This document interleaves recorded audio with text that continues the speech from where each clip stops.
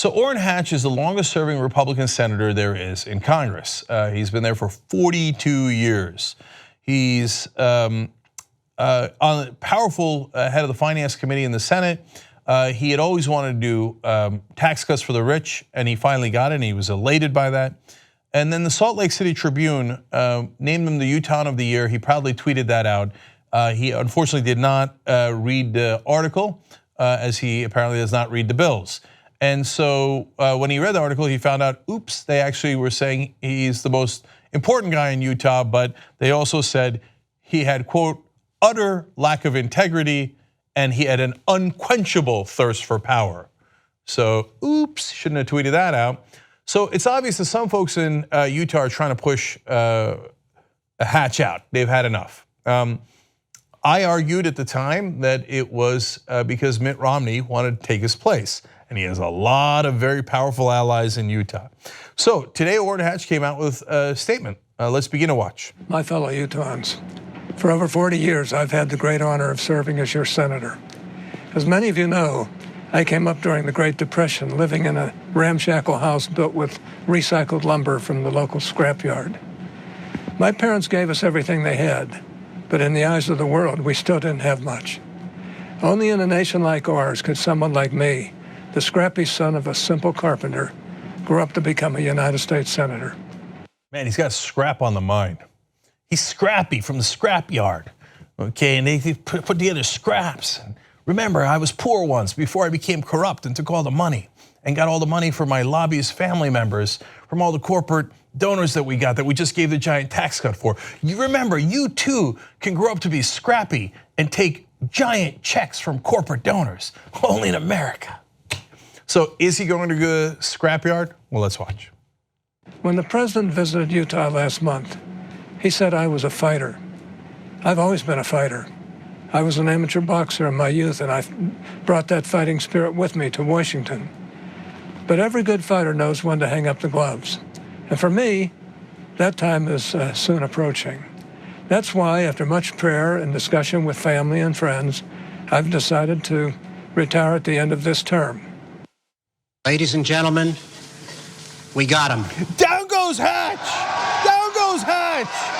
Down goes Hatch, finally, after 42 years. Okay, now, did we get him? No, Mitt Romney got him. I love this coy quote that his spokesperson gave before Hatch decided to step down. He said, I haven't spoken directly to the governor, referring to Mitt Romney, about his intentions, but I do think he maintains a desire to serve the public. I think if an opportunity arose, he would seriously consider it. Oh, you think so? Of course, he's gonna run for that seat. And they say that he'll probably win it easily. And then of course, Twitter was all over this. I can give you dozens of these. I'll give you one though, this one was fun. Credit to Colin Campbell there. That's Romney on his horse and it says, time to put on your coat, Rafalka. We ride west tonight. Remember they were bragging about how Mitt Romney was down to earth, and his wife also does down to earth things like she makes horses dance. I'm not kidding, that's real. And they're like, what, doesn't everybody make their horses dance? Well, they're gonna be dancing over to Utah. Of course, Romney is Mormon. He helped Utah with the Olympics back in the day. Then became the governor of Massachusetts and now probably heading back out to Utah to become a senator. I'll give Romney this, man.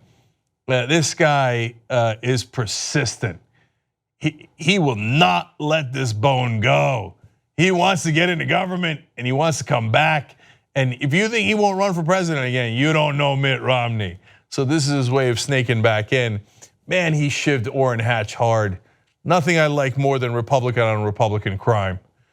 Okay, and remember, Romney was also tough on Trump and said a lot of things about how during the campaign, how he was crass, and then he also said that Roy Moore was immoral and he took a tough stance. Of course, until Donald Trump said he might become Secretary of State, and all of a sudden you had a different Mitt Romney. So if you think Mitt Romney is going to be a tough guy in the Senate, don't forget, this might be the Mitt Romney we wind up getting.